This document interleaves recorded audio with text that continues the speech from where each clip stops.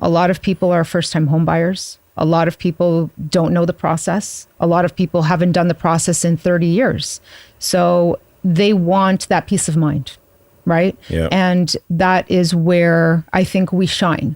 And, you know, when you're trying to choose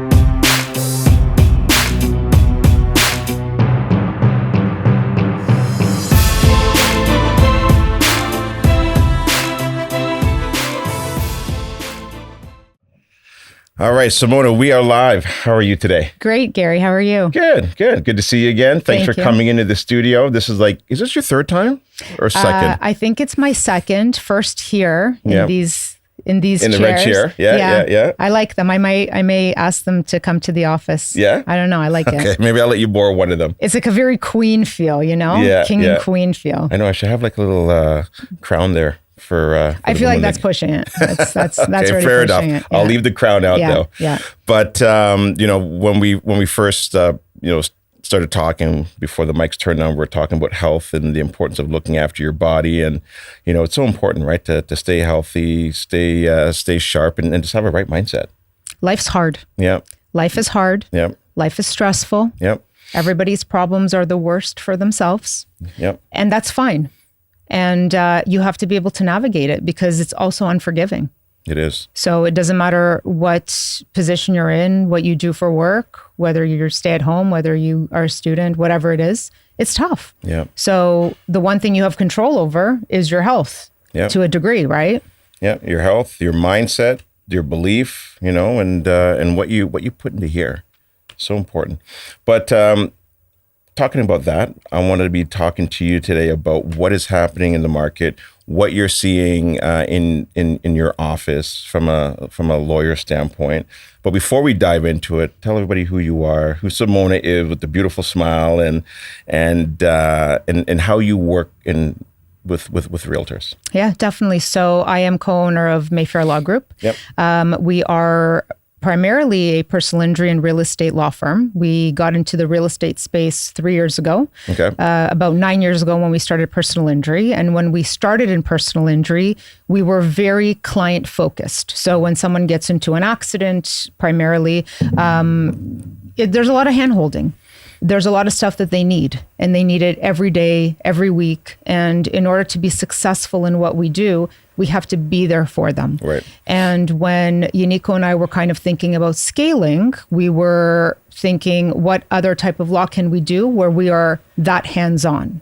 And real estate gave us that door where we could be very hands-on with the realtors, the mortgage brokers, and primarily the clients. Mm-hmm. A lot of people are first-time home buyers. A lot of people don't know the process. A lot of people haven't done the process in 30 years. So they want that peace of mind, right? Yeah. And that is where I think we shine. And, you know, when you're trying to choose a real estate agent, a mortgage broker, a lawyer, because you need all three when it comes to the process, you want somebody who kind of aligns with you and what you need. Some clients are very hands-off. Some clients are more hands-on. Some clients will chat GPT everything and send it to me and ask me if it's correct. And you have to be able to be there for them in every respect. Yeah, for sure. In every respect. And listen, and you know, it's one of the largest purchases that somebody will make in their life. And so, you know, it's important to be with the right team. And especially when it gets to the point of, you know, going firm and everything that's happening from the closing and to what are the costs and the fees and everything. There's a whole lot of moving parts to it, right? Mm-hmm. But what are you seeing right now in the market? What are you seeing in regards to issues or problems? Because it is a challenging time right now out there for a lot of people where, you know, interest rates went up high, they've come back down low, but now there's fear of maybe inflation come about. What are you seeing right now? I'm seeing a lot of clients being afraid to commit. And I'm seeing a lot of clients, you know, really focusing on what conditions do we put in? Mm-hmm. And, you know, I don't want to say that they are looking for an out, but they're so scared because we as a society are driven by social media, the news. We're deathly afraid of it. Such a silly example. I watched a movie last night about a really bad rainstorm that brought sharks into the town. Okay. It was so ridiculous. Okay. And I woke up this morning and it was raining. And now the first thing I thought of was like, what are the chances that it would get so bad that this would really happen? Because these producers, these creators, these social media outlets are so amazing at putting these things into our minds that we are all glued to the television watching what's going on in this country, what's going on in that country, how is it going to affect us? Am I going to be able to afford to drive to work next week with these prices? Am I going to be able to sell my house because I need to downsize? I need more space. We're completely driven by that. And I feel like customers, clients are laser focused on it, which makes it really difficult for real estate agents to do their job. Really difficult because it's almost like their word doesn't matter anymore. You know what I mean? Yeah. The clients seem to know better. And we hire people because they're the experts in that field. And sometimes you have to put full trust into them. And I think clients are wary of doing that. I really do. And, I always say that you need to have a strong team, no matter what you do, whether you have an office that you're running, whether you're, playing a sport. It's all about having a strong team. And when you have a strong real estate agent, real estate lawyer, mortgage broker, you're unstoppable. Anything can happen. Anything you want can happen. Your dreams will come true. But you have to bring that faith into them. Yeah. And I think that a lot of clients are afraid of that. Status certificates, years ago, wasn't a big thing. Clients weren't really worried about it. Reserve fund isn't that huge. Oh, that's okay. Now they want me to call the actual office. They want me to call the actual corporation and find out, okay, well, what was fixed last year? Like they want to know down to the And you're T. talking about the clients. The clients. The clients, okay. So they're a little bit more educated as well. They're very educated. Right? Okay. And I think that AI has contributed to that, which is great, which is fantastic because our whole motto is educate people, educate them on the process, what happens, what's best case scenario, worst case scenario. So they do use AI as a great tool, but they also use it against themselves. Right. So it also can be to their detriment because, they're worrying about what's going to go up next year, what's going to change in my monthly fees. And sometimes things happen we have no control over, Right. If I had a crystal ball, everybody will be my best friend. Right. But unfortunately, we have to give them, the scenario is what it is today. So it's difficult. Yeah. So when you're in the office now and you're seeing, maybe the phones are ringing or clients are coming into the office, what are the issues that you're seeing though? Is it first mortgage, second mortgages, private lending or loans where the interest rates are incredibly high, or promissory notes? Is there one that you're seeing over and over and over again? Post-closing issues. Okay. Anything that has to do with things that come out a month or two after the deal's already firm, people have already moved in, I'm seeing a huge increase in post-closing issues. Okay. Huge. So what would that be now? You're talking about like latent defects? Things that are behind the wall, under the floor, things that, now they decided to do the basement, finish the basement.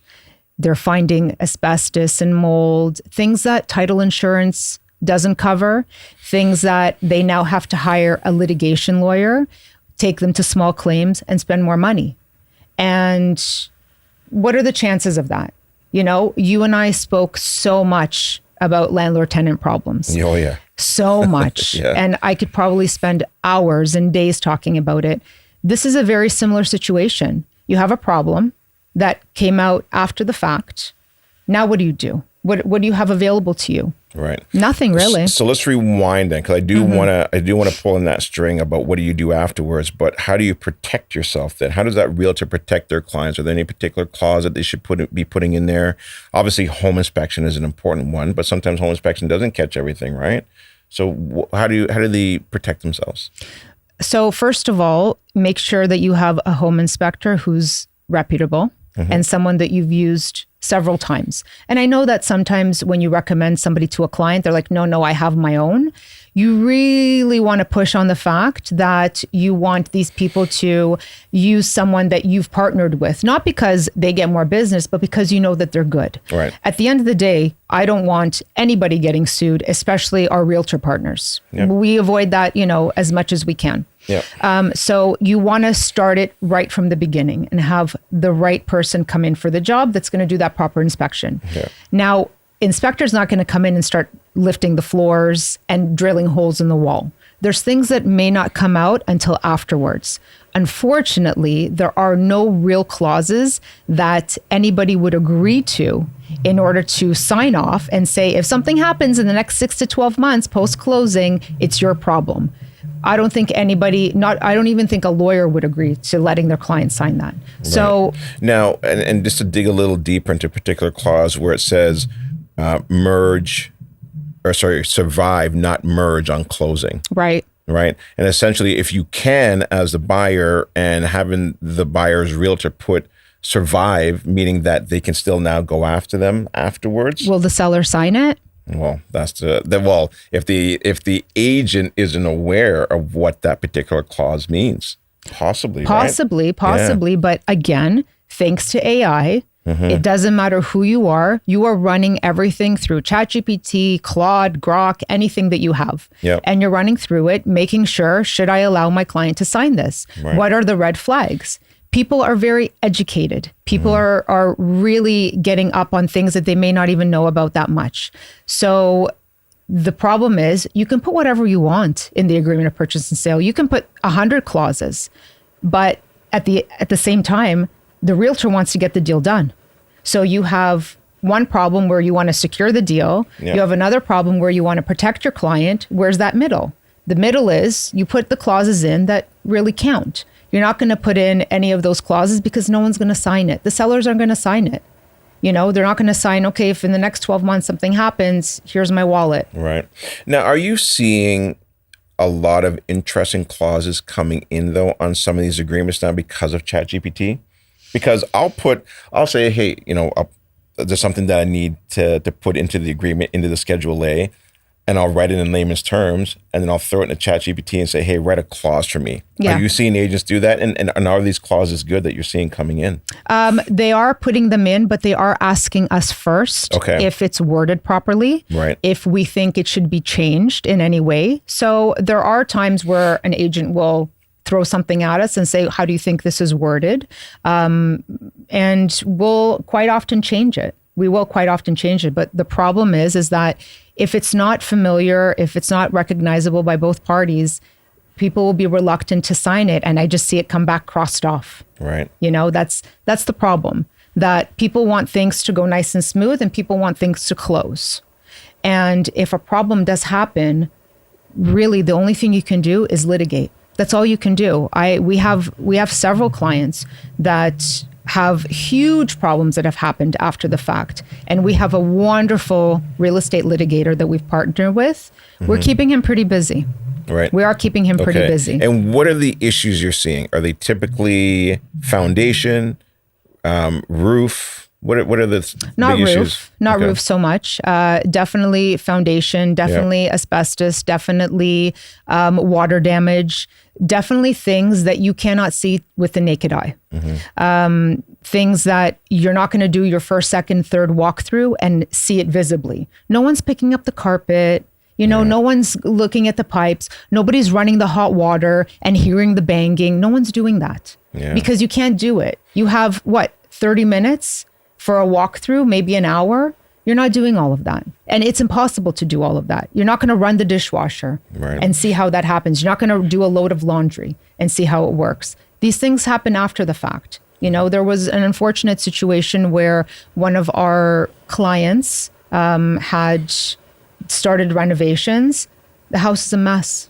Right. The house is just a mess. It's just a disaster. And you're probably seeing this obviously with homes that are a lot older, yes. And especially in Toronto, in certain areas, certain regions. Yeah. And then also too, you get the sellers who now get a contract in there, or even themselves, they clean it up as best they can. They it's like lipstick on a pig, and all of a sudden now they find themselves in a lot of trouble. Yeah. Because they got caught up in how nice it looked, but didn't really do maybe some additional work or sometimes even like home inspectors now, if you get a good reputable one, they do have those water moisture meters, right? Where they can actually see if there is any kind of moisture in behind the walls as well too, right? But it's not perfect. It's not perfect, for it's sure. not perfect. You won't know until that first rainfall or until the snow and the ice thaws what really happens to the house, unfortunately. And people want that dream so badly. Yeah. So badly. People want to, get into that house. They so badly want it to happen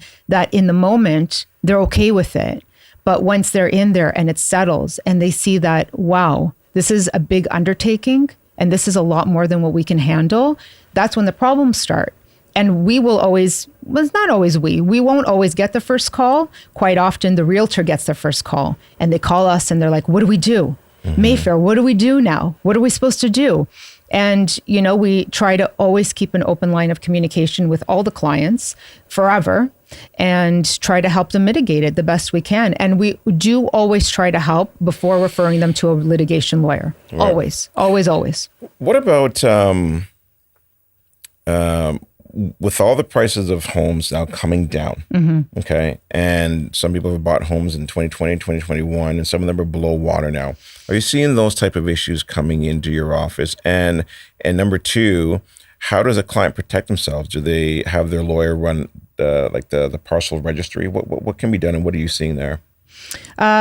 So in terms of any homes from that far back, I see that I think the last 6 months, there's been more resale of the newer homes. So not really that far back. When you're buying in rural areas, it is an issue, right? So we try to do the proper searches. Of course, we do the title search to see if there's any issues with liens. We try to do the property searches as well, but there's only so much you can do. There's only so much you can do on paper, right? That's the thing, that unless you're physically there, you can't see it. You can't see the problems that are going to come out. Yeah, we can see if a lien is going to be on there. We can see if there's going to be any issues on title that we can catch, but we can't catch the defects of the house. We can't catch what can happen to the property in, the time of the deal going firm until closing. Sometimes that's 3-4 months. Things can happen in 3-4 months. And that's why it's really important to protect yourself, to do those 3 walkthroughs. Like, there's nothing wrong with that. Some people are like, no, I'll just go and see it before it closes, right? A good real estate agent will be able to protect you with that. We'll put it into the APS, in the agreement of purchase and sale. Let's go take a look at it. Let's go take a look at it again. And let's go look at it one more time. Right. There's nothing wrong with that. Right? Yep. People are still living in there. They're still using the house. So let's say now you get back into the house, maybe a couple of days before it closes. How do holdbacks work? And what is a holdback? A holdback is essentially us asking the other lawyer, hey, there's a problem. It might cost $500, $1,000, $2,000. I think we're going to hold on to that money until we really figure it out so our client isn't out of pocket. So you go in, I don't know, a day or two before closing. And this happens a lot. It happens a lot. And it's not really a big deal because they're not big issues, right? You see a crack in the wall, you see people starting to move, you see holes in the wall. So, they want to hold back a little bit of money for that fixer-uppers, the renovation, small stuff. Dishwasher doesn't work, toilet's not flushing properly. So the realtor will contact us. Yeah. That's usually when the mom and dad are in there now too. And like, what kind of home did you buy here? And they start checking everything. They're checking everything. They're washing, they're turning on hot and cold. They're doing it all. That a lot of people won't do. So they contact us. We contact the other lawyer and say, hey, there's an issue. You have 2 choices. You can fix it before it closes, or we're going to hold back X amount because we think that this is reasonable. And we always ask for a little bit more. We're going to hold back X amount until it's resolved, but it's got to be resolved because the agreement is that it's working properly. Everything is working properly. Everything is move-in ready. Now, can you go ahead and do that, or does it need to be sign off from the other party Like, can you just hold back $1,000? Can you hold back $5,000? No. So both parties have to agree to it. Both parties have to agree to it. Both Right. parties have. And often, if you're looking at something that you're buying and the seller's getting ready to move out, they'll often fix it. They'll often fix it and say, okay, we got our plumber in. Here's the proof. Here's the proof of receipt. And we always ask for proof that something's been fixed. Things aren't flushing properly. It could be something small, right? And it may be cheaper for them to just fix it rather than us asking for 5 times the amount to make sure that it's done. And then we'll give you the rest. Right. Right? Garbage removal. Huge thing. When people are moving in, the people that are moving out always leave their garbage there. Right, they leave it in the big black garbage bags. Always. And I always get a call at 6:00 at night. The garbage is still here. And a part of me wants to just go there and pick it up and throw it in my car for them. Right. Like I want it to be okay. It's something that's not so big. But they'll get the seller to come back and pick up the garbage bag the next day. Yeah. And sellers also, they're in a rush to move out. Sometimes they're in a rush to move into something else. So it's not top of mind. It may not be maliciously done. It may just be something they forgot to do, right? Yeah. You're moving in, they're moving out and moving in at times. So we're human. Yeah. We're all human.